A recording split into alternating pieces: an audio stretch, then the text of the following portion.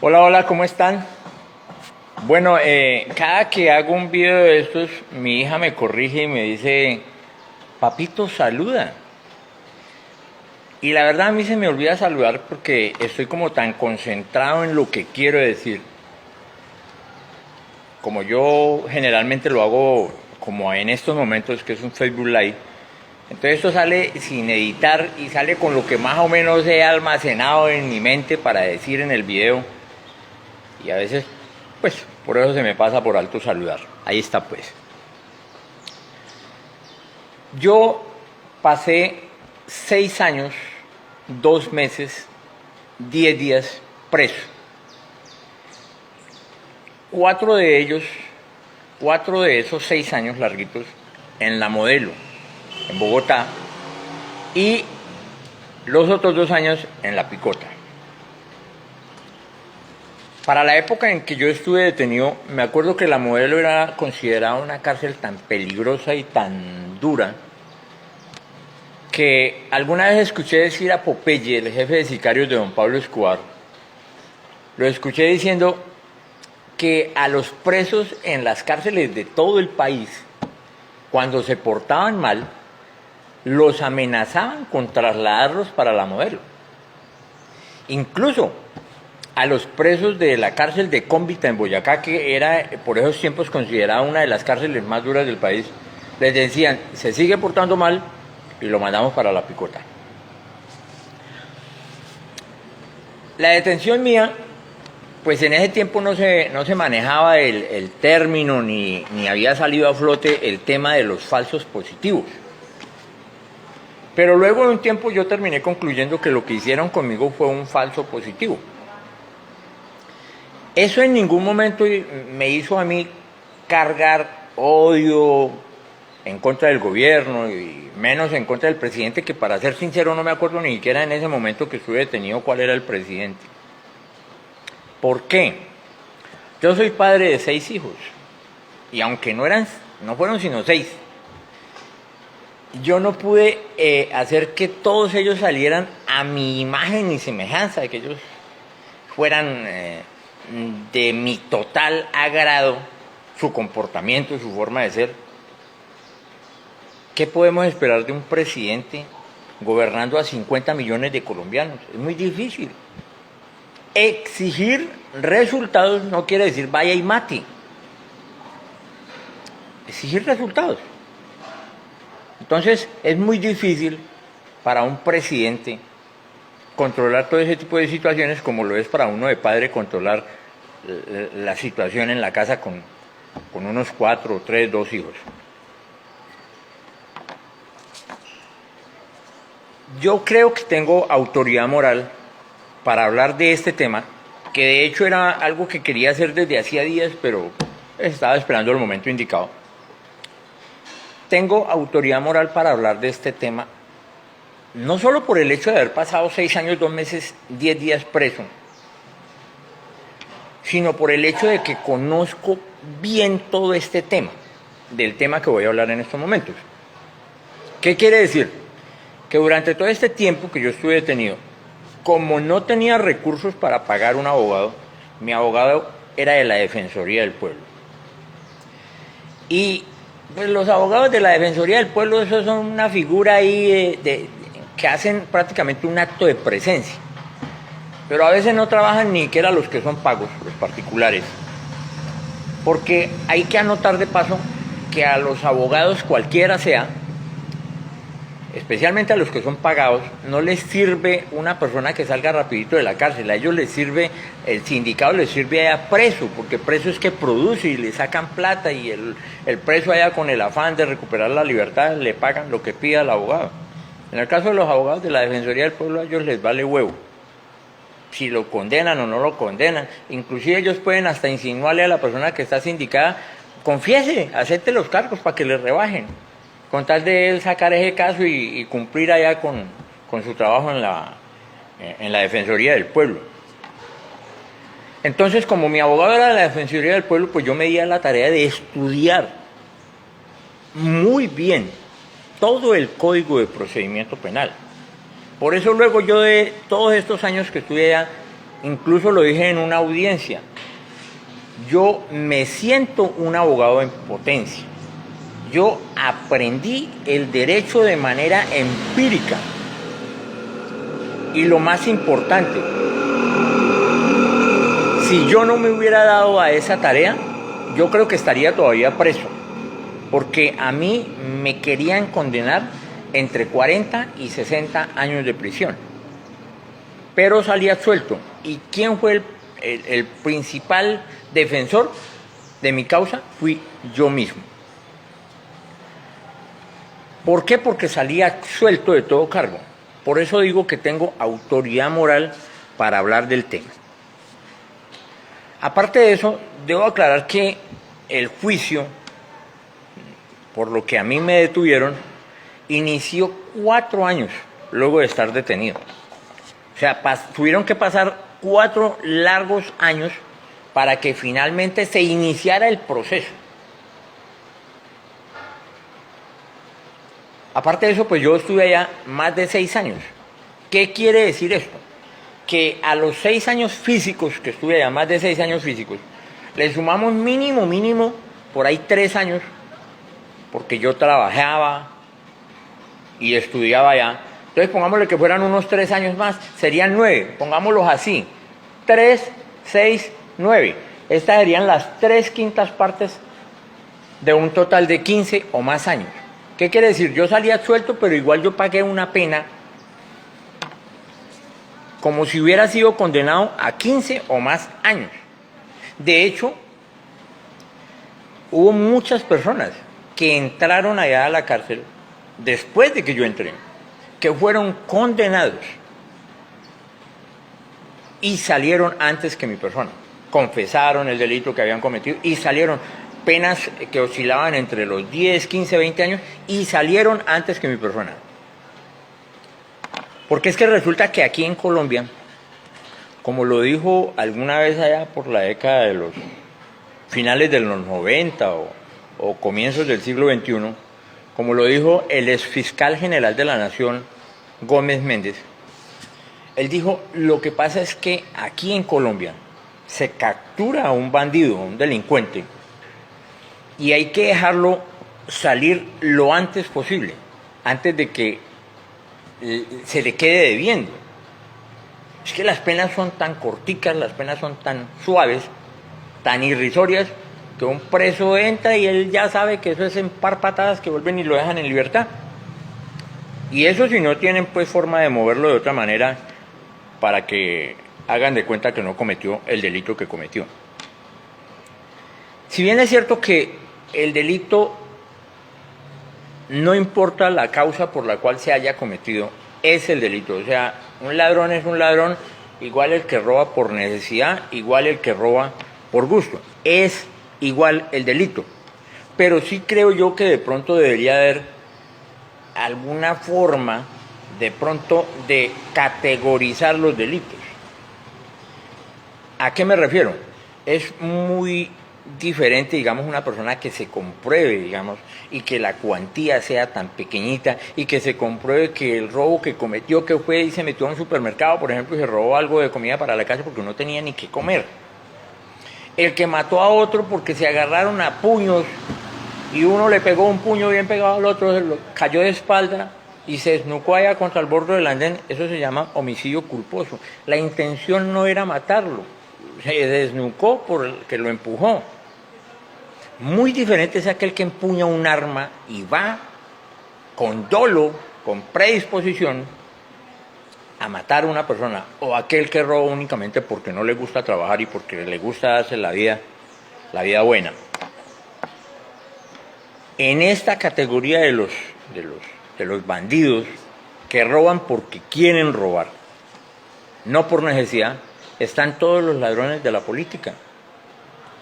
Los ladrones con los que fue a hablar el hermano de Petro a la picota. Unos personajes que creo que ni siquiera han entregado la plata que se robaron. Y yo creo que por eso es que dicen que se puso a llorar allá uno de los hermanos Moreno. Yo creo que él se puso a llorar es porque está preocupado, tanta plata que tiene en la calle, pero no puede salir a disfrutarla. Aun cuando la verdad es que la cárcel que pagan estos personajes no es una cárcel que se parezca a la de los bandidos comunes. Y los bandidos comunes seguramente cometen delitos menos atroces que los que cometen estos políticos. Es que es una atrocidad. Una persona que son ricos, la mayoría son ricos de cuna, son de familias pudientes, que no necesitan plata. Aparte de eso tienen esos sueldos exorbitantes que tienen aquí los políticos y fuera de eso roban. Entonces es una cuestión que no tiene ninguna presentación.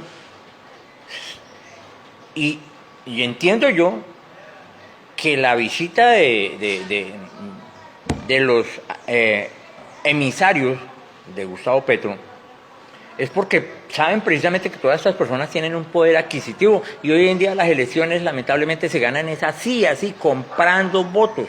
Todos compran votos. Entonces es cuestión de quién tiene más plata para comprar más votos o quién tiene más forma de mover masas, de mover gente. Y esas personas así estén en la cárcel, tienen mucha plata, tienen todavía mucho poder. Eso es lo que va buscando. No es el cuento en sí del tal perdón social como tal, como figura jurídica o algo así. Pero si vamos a hablar del perdón social, del cual se supone, según él mismo lo dijo, porque en su primera entrevista, cuando no se había preparado muy bien para responder, él dijo: el perdón social es algo que se está preparando y algo de lo que se viene hablando en las cárceles del país. Ni siquiera dijo que solo en La Picota. O sea, él sabía, tiene conocimiento que está ofreciéndole a los bandidos a nivel nacional un perdón social. Porque es que las leyes funcionan así.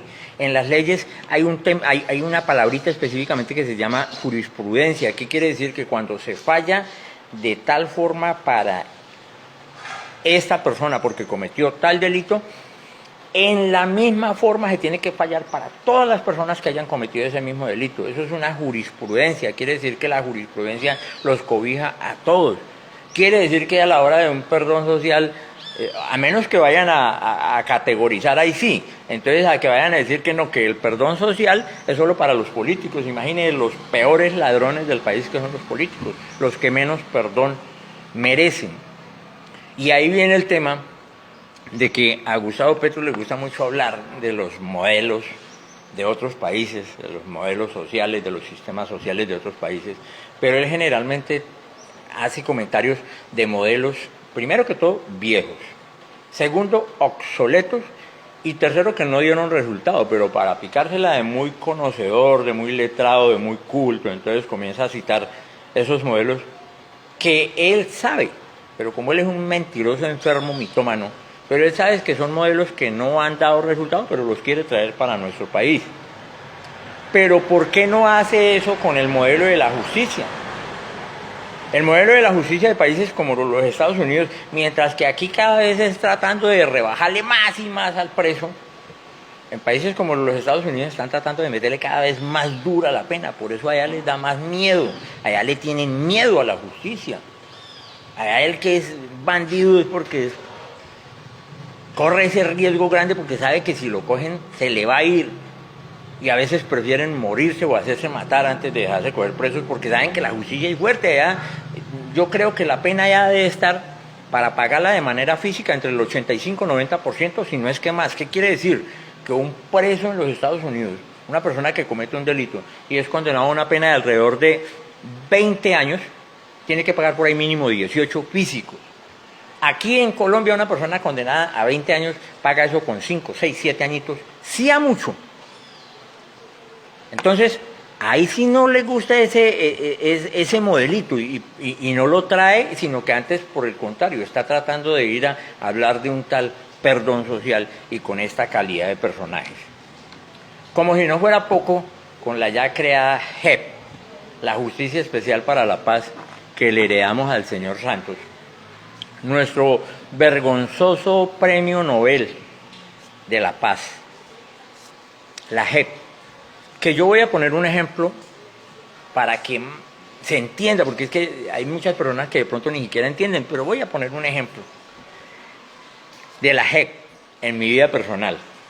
Alguna vez, cuando era pelado, me fui para donde el vecino a ver televisión, sin permiso, y llegué a la casa y ya eran pasaditas las 7 de la noche. Llegar a la casa después de las 7 de la noche era pela fija. Entonces, ¿qué pasó? Cuando yo fui entrando, me cogió mi mamá de una mano y me encerró en un cuarto con una correíta pequeña y me dio 2 correazos. Y yo en ese momento empecé la gritería porque yo creí que la vaina iba en serio. Y comencé a gritar, ¡ay! Cuando ella me dice, grite harto, porque su papá lo está esperando para darle una pela. Y apenas ella me dice eso, yo, pues claro, yo así grité, ¡ay, ay, ay! Como si mi mamá me estuviera matando, pero ella no me estaba pegando. Y efectivamente dio resultado porque mi papá me la rebajó. Eso es la JEP. La JEP, ahora todos quieren ir a contarle sus pecados a la JEP de manera amañada, de manera cortada. Porque la JEP vea lo que hizo por lo menos con este tipo de Santrich. Ya lo tenían listo para extraditarlo. Y no, la JEP dijo, no se puede extraditar, pobrecito. Y bueno, a la hora del té, pues hasta bien la vaina porque mire lo que le pasó. Pero eso es la JEP. La JEP es lo más alcahueta que puede haber en esta vida. Por eso es que en Colombia el bandido no le da miedo delinquir, porque es que la justicia en este país es demasiado blanda. Yo no me explico con qué cara, por supuesto como la gente no tiene conocimiento de este tema, pero yo no me explico con qué cara Petro le dice, no, es que estamos hablando de un perdón social para los presos, porque ellos fueron bandidos, porque fueron corruptos. Es como si dijeran, entonces, vamos a dejar salir a Garavito, porque Garavito ya se volvió un testigo de Jehová, o se volvió cristiano, lo que sea. Tipo de eso sales a seguir violando y matando niños. Es lo mismo que pasa con estos políticos salen y siguen robando y siguen haciendo lo mismo, porque aquí es tan descarada la vaina que inclusive los dejan seguir perteneciendo a la clase política y siguen siendo personas importantes para la política, como por ejemplo Samper, un tipo con el rabo de paja más grande de este país, pero ahí sigue opinando y sigue diciendo, y todavía los noticieros le prestan atención y el país le presta atención a una persona como esas. En Colombia delinquir es fácil, ser bandido es fácil, robar es fácil porque las penas son mínimas. Una persona, vea lo que le pasó a este señor Johnny R. Leal. Para citar un ejemplo, supuestamente mató a su mamá y a su hermano. Supongamos que sí lo hizo.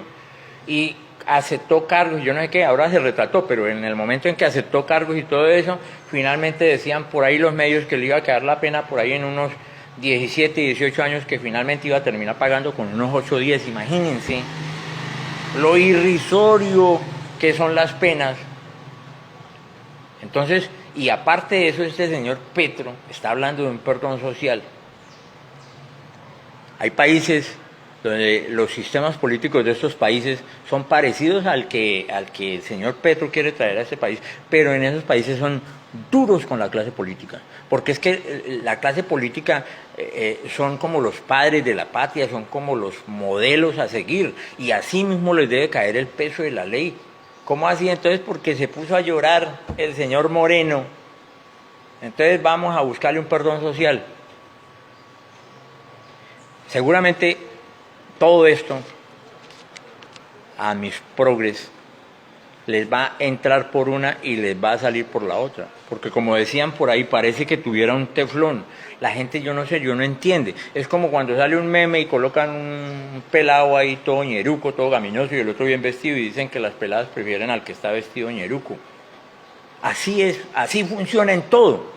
Entonces la gente cree que este es el cambio porque él habla que va a regalar, que yo no sé qué, pero es que no se dan cuenta de los temas de fondo.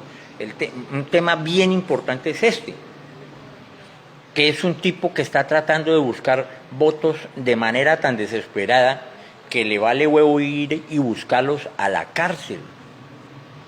Yo esto lo hago porque yo no pierdo la esperanza, como decía un personaje por ahí.